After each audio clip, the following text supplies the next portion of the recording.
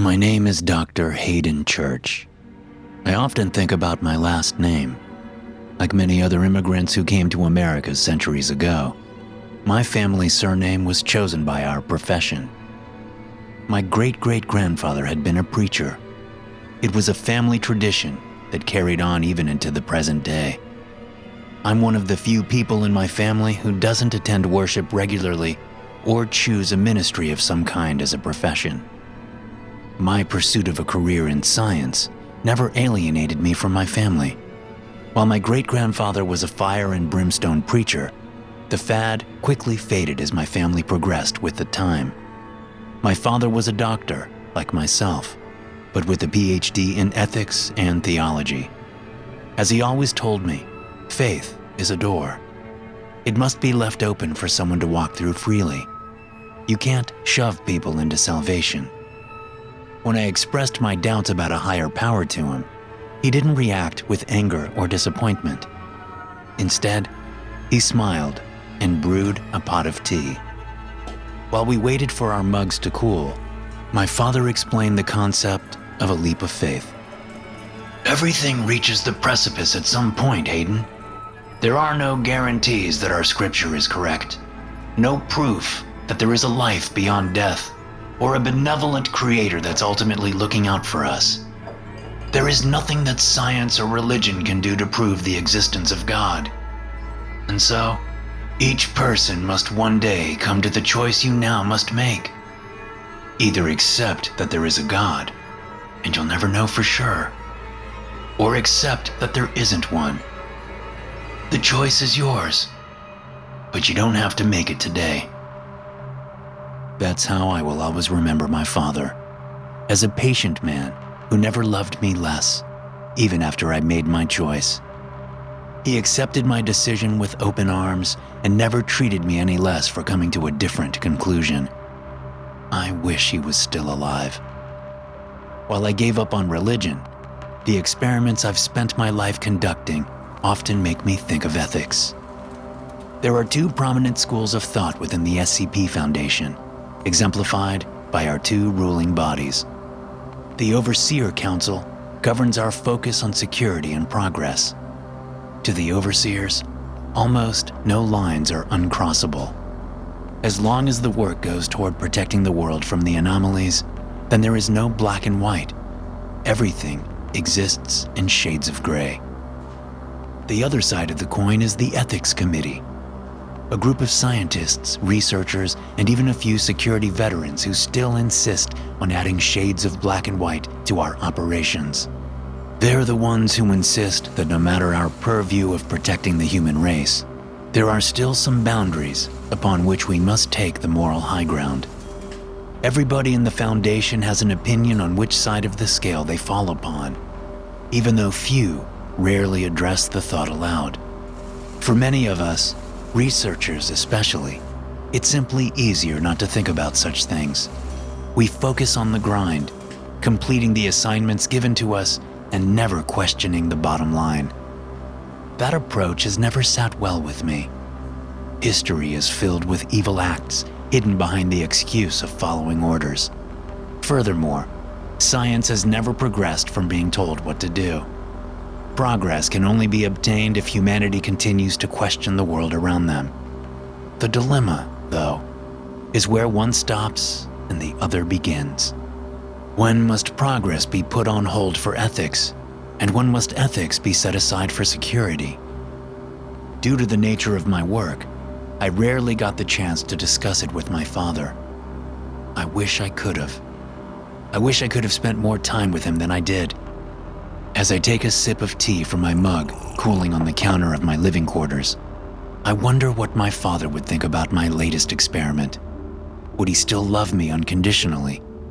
Or would his son, playing God, finally be too much for his heart to bear? A loud yawn from the side of the room makes me reach for the bag of doggy treats in my desk.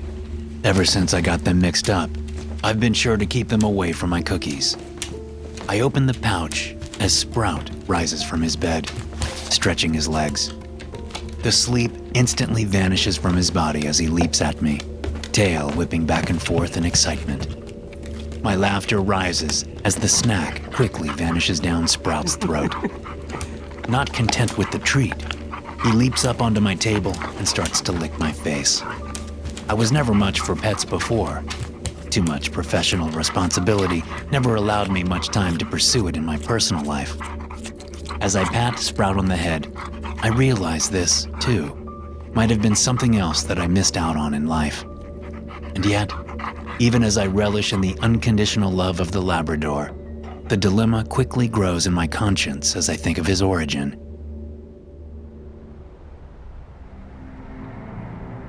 I stared at the premature puppy clinging to life in my hand. It was decided that it would be a suitable candidate for the SCP-124 experiments. The blind babe didn't even take up my entire hand as I walked through the fertile soil. My booted feet sunk in with each step as if the ground were weighing me and determining if I was fit for consumption. Reminded me of quicksand. I shuddered as I thought about what would happen to me if the ground did swallow me whole. The hole only took one quick dip of a spade. The tiny creature nudged at my fingers as I placed it into the hole. I swallowed my ethical concerns and ignored how it writhed on its back as I poured dirt on top of it. Even though I knew this could be a scientific breakthrough, my heart broke at the confusion the small dog must be going through. Barely a few minutes old and already smothered in darkness again. The constant struggle in my mind continued. What right did I have to play with the life of an innocent creature? So far, the plot of soil we discovered was nothing but benign.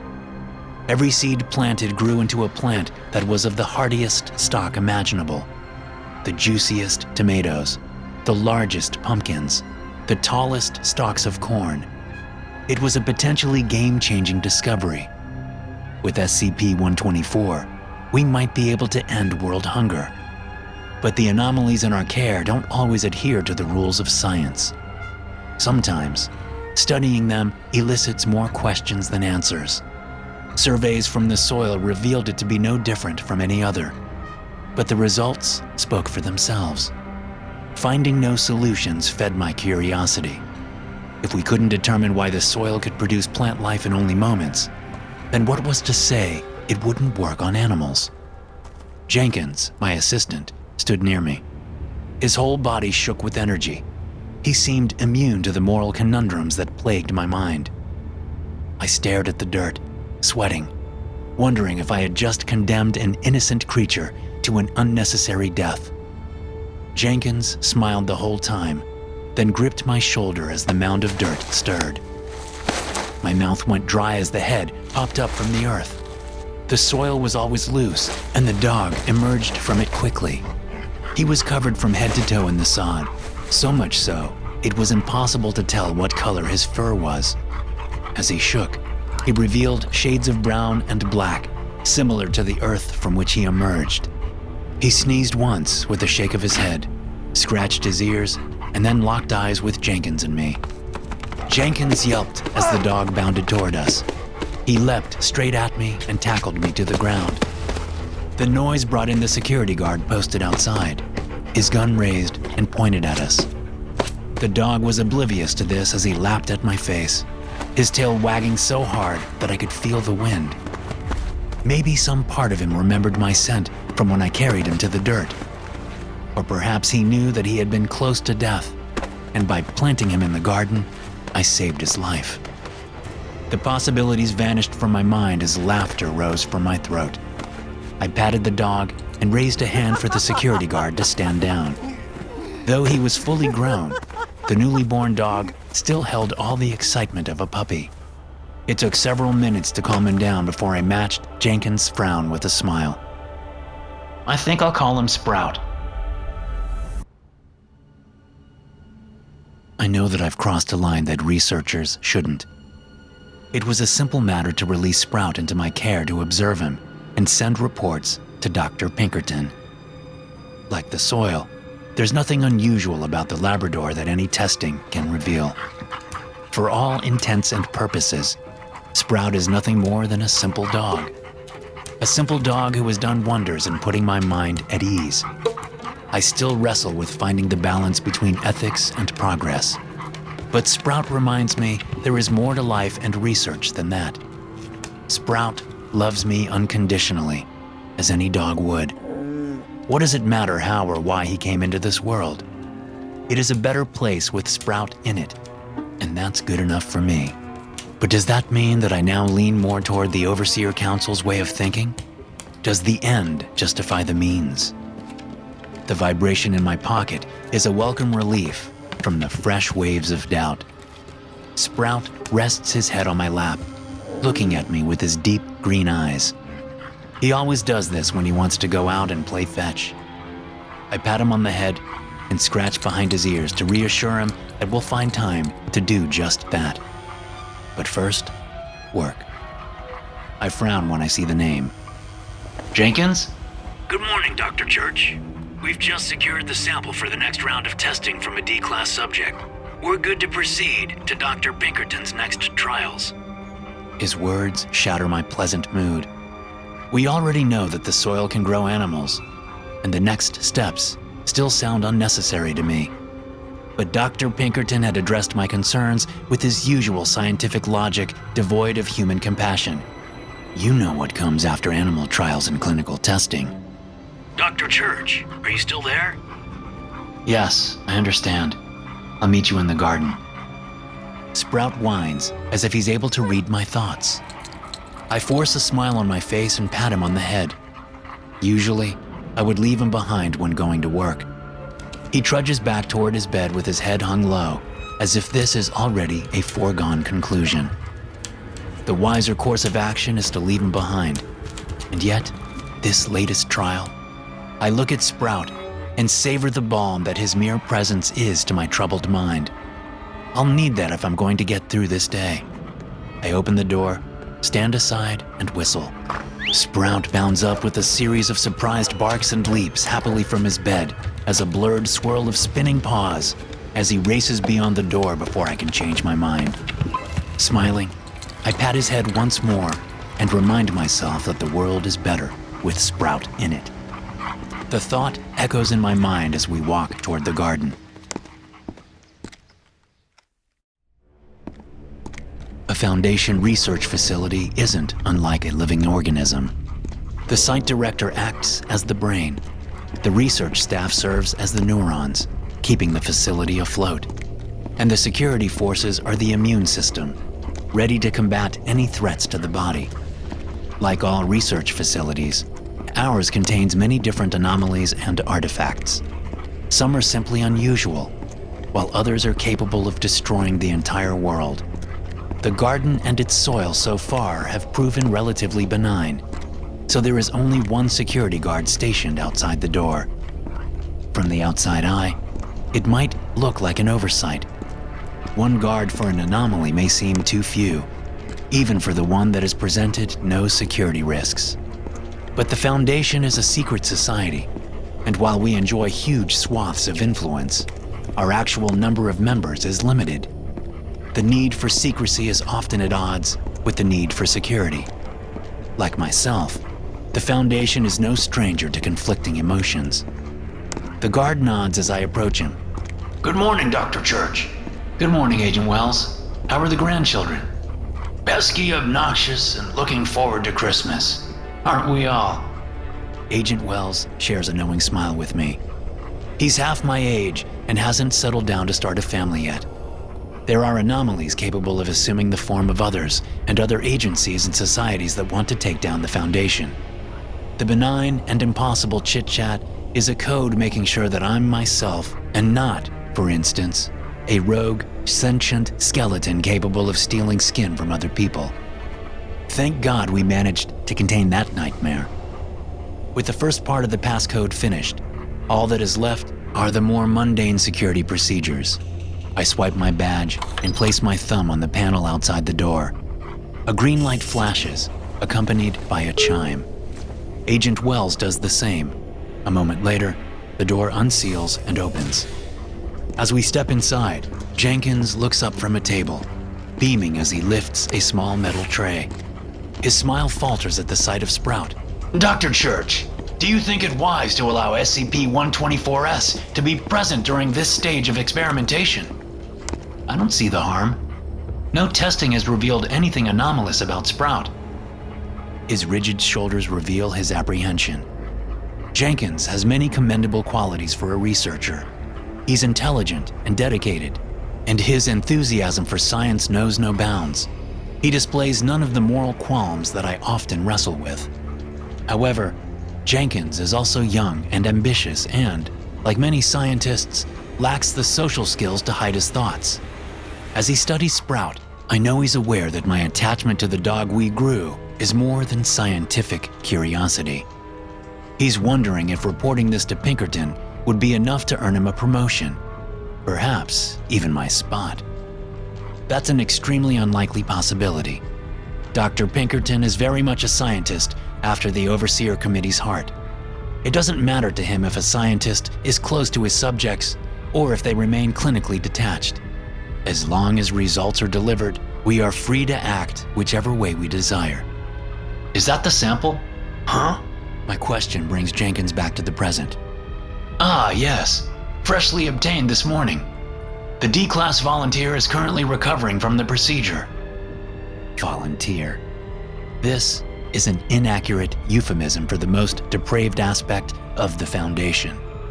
Like most sane individuals, few D-Class personnel actually volunteer to give up their freedom to participate in experiments that put their minds and bodies at risk. I think about the young woman who was operated on this morning. Had she agreed to the procedure? Would it have mattered if she said no? Of course, it wouldn't have. Dr. Pinkerton signed off on the next round of trials himself and would do anything to obtain the necessary material to proceed. Even though I know what to expect, I still can't help but shudder at the sample in the tray. The shape is indistinct, so much so that it's easy to see how it's behind one of the fiercest debates embroidering this nation. Does life begin at conception or much later? Looking at a fetus reveals both sides of the argument. You could never call the sample human by looking at it. It's little more than a mass of white and red, like a child's attempts at pottery covered in blood. And yet, the potential for humanity is also there when squinting. The circular shape of the possible head leads to a mass with puny, indistinct limbs, before trailing off into a tendril that could one day sprout into legs. I know where I fall on the side of this debate, at least.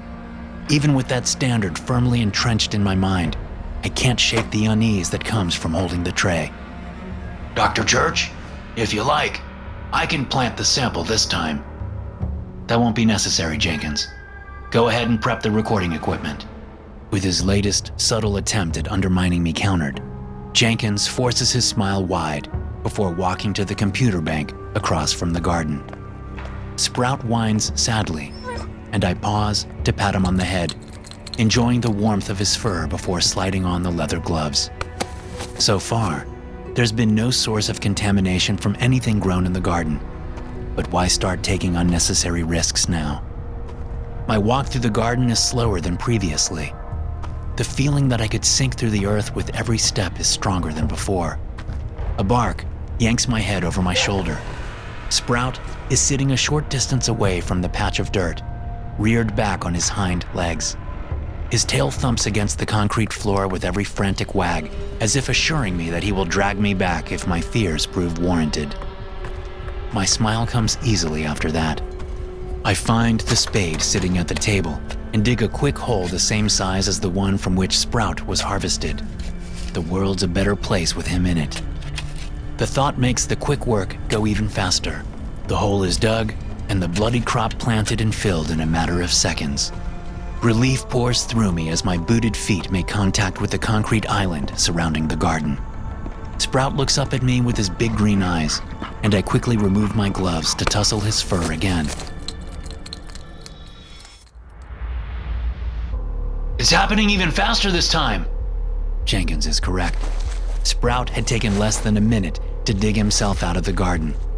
This time, it's only a few seconds before the earth around the hole trembles like a small earthquake. That's to be expected. A human is considerably larger than a Labrador, after all. The growing subject sends ripples through the small patch of dirt, making it look like a dirty but steady tide. Sprout lowers himself to his haunches and surprises me with a menacing growl. Jenkins takes a step back, and I can hardly blame him. Sprout has never behaved aggressively before. He's been nothing but exuberant and innocent energy ever since he first sprang from the soil. I've only seen his teeth when he's panting after running himself haggard, chasing after stray tennis balls. With his fur raised, I'm now keenly aware of just how sharp his fangs are. "Sprout!" I open my hands, but he keeps growling, his eyes unwavering from the churned earth. "Easy, boy. Dr. Church, get that mud under control before I call. Jesus Christ!" Jenkins is a staunch and proud atheist, the type so confident in their disbelief that they don't even acknowledge the possibility of a god. His exclamation is almost as shocking as the fear in his voice. My mouth drops open, and my knees tremble as the thing digs itself free. Based on Sprout's experiment, we had no reason to believe human trials would offer any deviation. We expected to produce nothing more or less than a fully formed adult human. The arms that burst through the soil are massive, as long and wide as my legs, but rippling with muscle. The dirt falling off its body reveals bark like a tree instead of flesh. Long, wide thorns thrust out from its wrists and elbows. Jenkins and I stare in horror at the intimidating limbs. Sprout is the only one not consumed by fear. His body shudders with rage as he barks a warning at our new arrival. The ground erupts, showering us with dirt as the creature bursts free and reaches its full height. Sharp spikes line its head that nearly graze the ceiling. It looks around the room and exhales with a snort of dirt. It opens its mouth and roars, revealing green barbs dripping with saliva. It leans back on its ankles, the muscles rippling before it leaps into the air, clearing the garden in one bound. The thud of its landing cracks like thunder. Its arms flash once, and Jenkins' head topples back on his neck, spraying blood.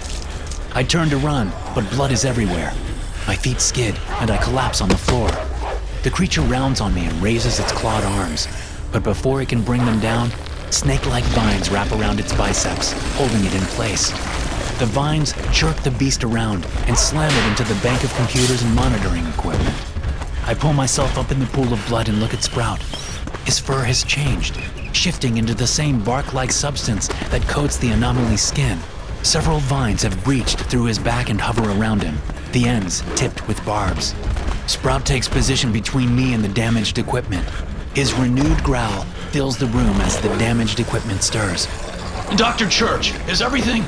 Agent Wells charges in, undoubtedly drawn in by the sounds of chaos. His eyes widen, and I realize how the situation must look through his eyes.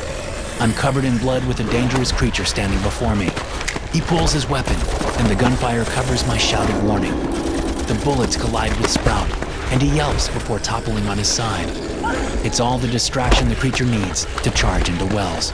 The younger man screams as the scythed arms whistle in the air with a flurry of motion before Wells falls to the ground in several bloody lumps. The monstrosity we created roars and bounds out into the hall in a search of more prey. "Sprout, no!" Shock smothers me. I created a monster, and it's loose in the research facility. But all I can think of is my dog. Blood pours from the bullet wounds, but it's unlike the red coating the room. It's a thick, acidic green, but it feels soothing when my hands touch it, like aloe on a sunburn. I gasp as the wounds seal closed before my eyes. The bark goes soft in my hand as it retreats into Sprout's flesh, only to be replaced by his familiar fur. The vines slurp back within his body, disappearing beneath his coat. Sprout is back to his old self. He climbs to his feet, his legs shaky as he licks my face. "Good boy." My steps feel weightless as I reach the phone on the wall. "This is Dr. Church in testing site B12. SCP-124 has suffered a containment breach. Unknown aberration is loose on the compound. 2 casualties confirmed. Recommended thermodynamic weapons for countermeasures." As I hang up the phone, the response is immediate. Klaxons sound around me as the door seals shut, but there's still something I have to do. Plugging my hands into the ruined electronics, I find the remains of a keyboard and start typing as I gaze into the cracked monitor. The tea scalds my tongue as I take a measured sip. Dr. Pinkerton glances over my report, his mug cooling on a nearby saucer. He adds several sugar cubes and stirs slowly before making eye contact with me. So, you have no idea why the experiment generated these results? No, sir. Dr. Pinkerton turns the page and frowns. A pity. If we could isolate a way to control these creatures, they could prove quite effective in combating our enemies. I understand their surveillance equipment was also destroyed, further hindering our ability to replicate the results. Why wasn't the information uploaded to the cloud? I take another sip to gather my nerves. I'm afraid you would have to ask Jenkins. He was excitable. Sometimes, he overlooked certain procedures in his haste to participate in clinical trials. Pinkerton's thin eyebrow raises. There's no mention of that in his personnel file. You never wrote him up for such obvious infractions? I swallow the tea before answering, the taste bitter in my mouth. Jenkins was young, but also a brilliant scientist. I hoped that he would grow out of it in time. That patience would come with age as it does with most. Not this time. Pinkerton leans back in his chair. And there's never been any other effects observed from other specimens produced by SCP-124? It's the question I've been waiting for. With Jenkins and Wells dead, and the digital recordings purged from the cloud, there isn't any evidence of Sprout's transformation. If there were, he would spend the rest of his life being experimented on or used as a prototype shock trooper in the Foundation's silent wars. Sabotage, tarnishing the memory of the dead, and dishonesty, any one of which should have me questioning the morality of my decision. And yet, my voice doesn't waver as I answer. No, sir, not at all. SCP-124 is a plot of soil, approximately 9 meters squared in area and 14 meters cubed in size. It was recovered from a Detroit basement when authorities were notified of 2 teenagers growing large amounts of marijuana. SCP-124 has the ability to grow any biological organism to its full potential in a relatively short amount of time. The length varies according to the complexity of the organism. Nothing growing in SCP-124 requires external nutrients or other resources. For example, a tomato plant would not require water or light. Pesticides, too, aren't needed, as SCP-124 has a repellent effect on any insect or other invertebrates not growing in it.